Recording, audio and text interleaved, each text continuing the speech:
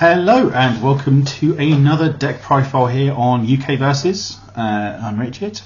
Obviously, thanks everyone for watching this video. If you're watching on YouTube, which it should be, I think. If you could possibly click the like and subscribe button and make some comments if you've got any comments about the deck profile. It really helps the channel. It takes 2 seconds, it's really great, but so thanks in advance. So yeah, today we're going to be talking about Mount Lady 2. New character from Jetburn. She's a 6/30 with Chaos, Earth and Void. She's got Response. After you review one or more cards, add 1 size counter to this card for each card you review. And then enhance your turn. If you have 3 or more size counters, your attacks get +3 damage. If you have 5 or more size counters, your rival commits 1 face-up foundation. And then she's got a second enhance. Remove 10 size counters. This attack becomes unblockable. So really what we're trying to do here is get to 3. 3 is our break point for this deck. We want that +3 damage and everything. We've got the 30 health to sort of help us survive. And yeah, we're doing a thing with Mount Lady, as you'll see. We're doing one of my favourite cards they've ever printed, possibly my favourite card, which is Storm of Blades, which as you'll see I've got 4 beautiful XRs of it because I love the card so much. It is a 1 check, it is a 4 difficulty, it is just a 3 mid for 3, but you get to play roulette and spin the wheel when it resolves. Top 5 get another 3 damage attack. Obviously in Mount Lady we want to be resolving this when we've got our 3 counters, so it's always a 3 mid for 6. So previously I had played the Storm of Blades sort of shell in Giro. So obviously Giro, this being a weapon, it gets the speed, but never really got the damage. Was kind of relying on the 1/4 low block foundation, that name escapes me, Blade Tooth. Kind of relying on getting some of those, or things like Sports Festival Stadium, what have you, for just that extra damage. Sometimes struggle to kill people, you know, would make unblockable attacks, but you know, unless it saw multiple sound waves or anything like that, would sometimes struggle. And I think Mount Lady answers a lot of those problems. Edge Shot was a consideration for another one that can play this package as someone who just sort of puts stats on attacks. But I went with Mount Lady just for the 30 health, really. For, you know, that's our defense. We're playing a 1 check. We don't really get to play a lot of interesting foundations. So a lot of our defense comes from just having 30 health. But yeah, so the game plan is Storm of Blades. And we're playing this off Void. We could play it off Chaos, but I preferred the attacks and foundations on the Void symbol. You could try it on Chaos. But yeah, so Storm of Blades is our main game plan. And the other big thing that goes with Storm of Blades is a new attack from Jetburn as well, is Canyon Cannon. Canyon Cannon is bonkers, especially in this shell, because as you'll see it's a printed 3 damage attack. However, Canyon Cannon regularly comes in for 9, 10, 11 damage. So it's a 5 difficulty, 3 check with a 2 mid block. It's a 5 high for 3. Then with Enhanced Mill 2, your attack gets +1 damage for each symbol among cards milled this way, and they count as being reviewed. So not only is this like a bajillion damage, it also turns on Mount Lady, right? Getting the 1 at the beginning of your turn is pretty free. Excuse me. And then this gets you to the 3 counters that we care about. In games I've played with this, I don't think I've ever got to 10 because either I've lost or they've lost. We're not really interested in getting to 10, we just want to get to the 3. Getting to 5 is gravy, just to get the free stun on everything, but we just want to get to 3. And yeah, so this flips 2 cards, you're guaranteed at least 3, it's usually 4 or 5.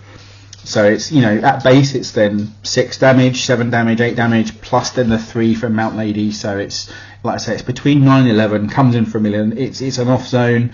It's got high space speed, it does the thing we want, and obviously I am in the market for 4 XRs of these, so you know, if anyone's got any for trade, feel free to reach out.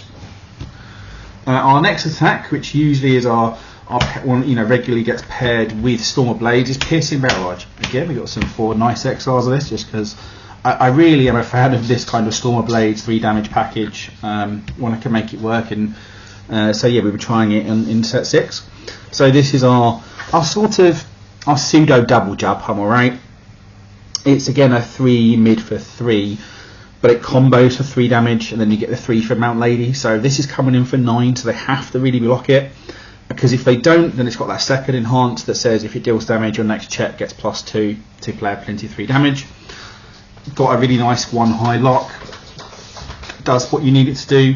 Sometimes it can be awkward because you're just sitting there with 2 of these in hand and no other attacks, and you don't really want to play this as your first attack because it's pretty embarrassing to do so. But it does a job. Very helps you string, carries a load of damage, requires a block.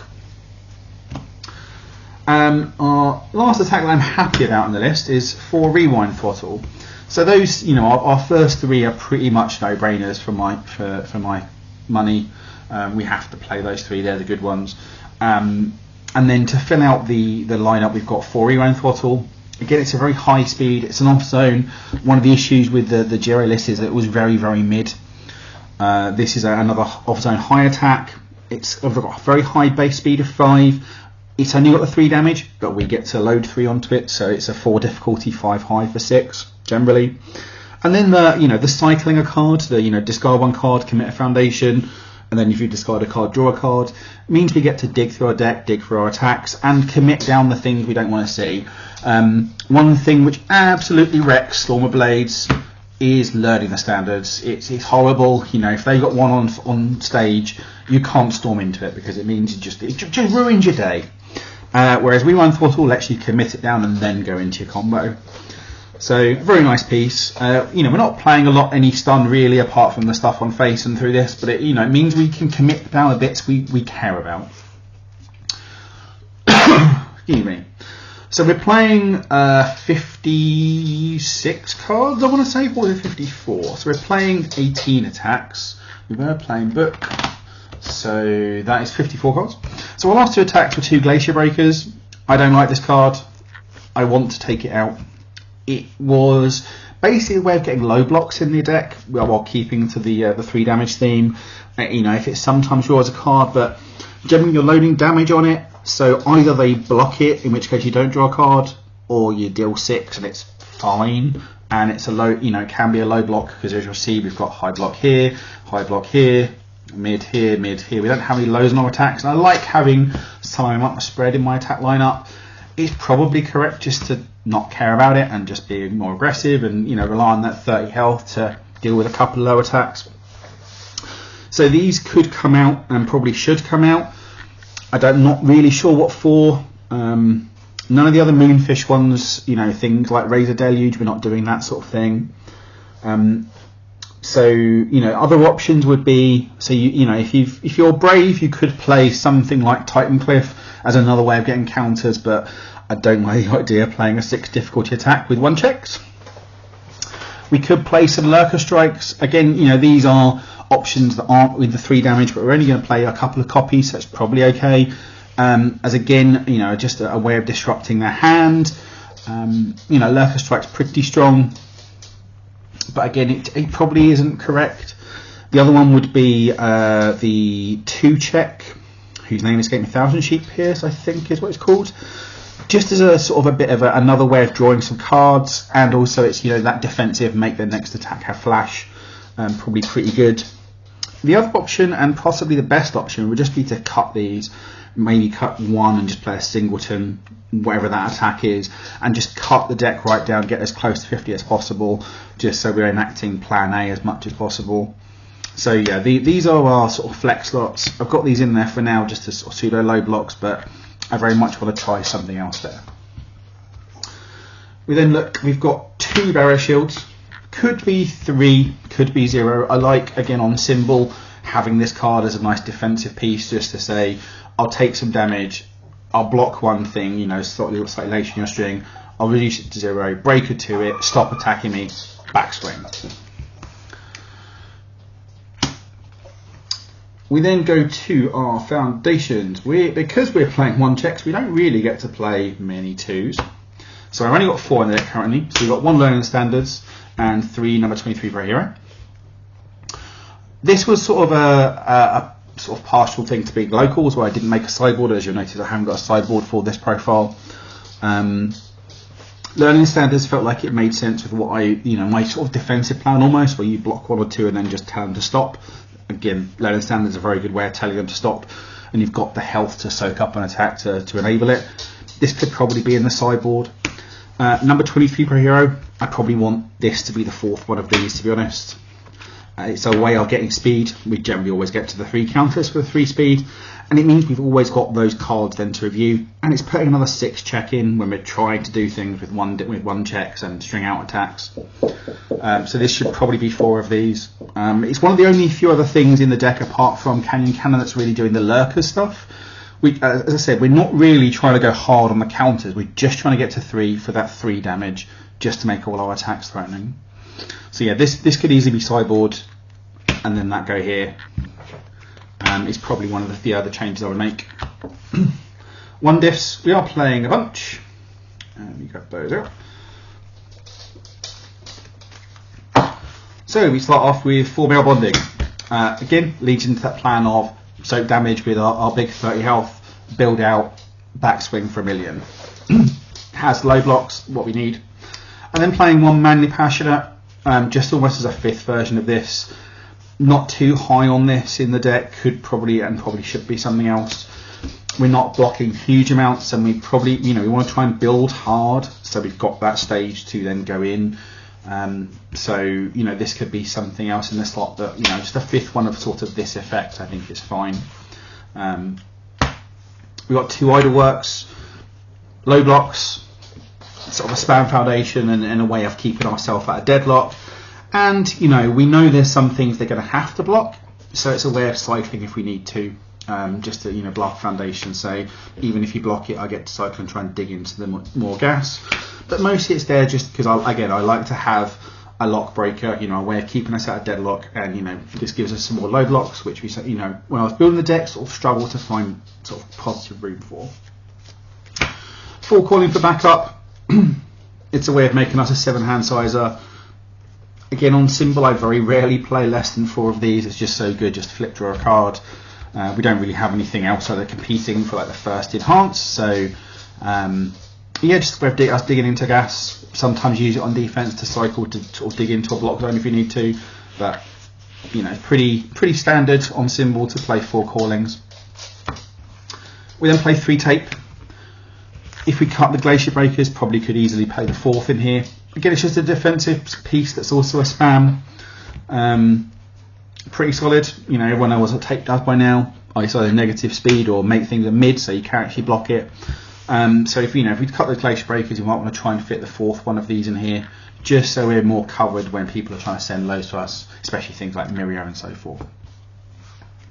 And then because we're playing a 1-check, we are playing as many zeros as we could conceivably fathom in the deck. So we've got 4 keep it very safe, spam, stun hate, easy spam, easily excited, some more speed, we want that. We're playing 4 reluctant role model. It's a very minor effect, but it's a low block, spam, and just lets us soak damage. Again, it's making us sort of a 31, 32 healther when we've got these out. It means we can just soak an attack rather than having to commit resources to block it. We can just remove it down. We've got 30 health. You're allowed to sort of play with that and use that as a resource. So sort of fills a role. And then just to get some extra zeros in, we've got a couple of saving back goes. These actually came in clutch when I played this locally against things like Season Advantage, trying to flip my number 23 Pro Heroes. So again, it's just a couple of more blocks, and then we've got gotchas. We don't do anything special with the gotchas, but it's a low block, pseudo stun hate, and just gets more zeros into the deck. And that's it really. It's just trying to do the Storm of Blades thing. And honestly, I played this at 1 locals. I won 3-0. It was so much fun. Is it hyper competitive? Probably not. Will you have a lot of fun spinning the wheel with Storm of Blades? Absolutely. To me, Storm of Blades is probably one of the most fun cards you can play in this game. It's just a thrilling thing to just resolve the card, flip 5, get another attack, especially if it's another storm, flip into another storm, and just be able to, the fact you can flip a Canyon Cannon as like a 5 high for 10, 11 damage off of this and play it for free as like your 5th card in the string is bonkers. But yeah, I think you want to cut these, maybe cut this, one of this, change the material, maybe cut the Manly Passionate, There's certainly some tweaks around here. Maybe these could be in the sideboard. I like having a couple of little defensive pieces in here. Again, we don't really play a lot of defense. Like, that's effectively our speed hate in this deck. We're mostly about trying to just enact this plan and kill them, and it worked when I played it. She just puts a load of damage on everything, and she just makes every single one. You know, this comes in for 6, this comes in for 11, this comes in for 9, this comes in for 6. This shouldn't be in the deck. So everything's you know, threatening, and we get to string hard. You know, lead off with Canyon, into a piercing barrage, into a storm, into another storm. You know, we're playing big old strings, and yeah, so it's a lot of fun. I need to dip off this now. Hopefully you've enjoyed this, because as you might hear in my background, my dog is whinging to go out. So yeah, it's a lot of fun. Give it a try. If you've got any thoughts of sort of changes or other cards we should think about in this deck list, or maybe whether you've tried this on, well, you know, something like an edge shot, yeah, let me know what you think in the comments, or, you know, hit us up on our Discord. So the UKVersus now has a Discord. Link should be in the description. So come along, join us, have a chat, and yeah, we'll see you for the next one. Thanks everyone.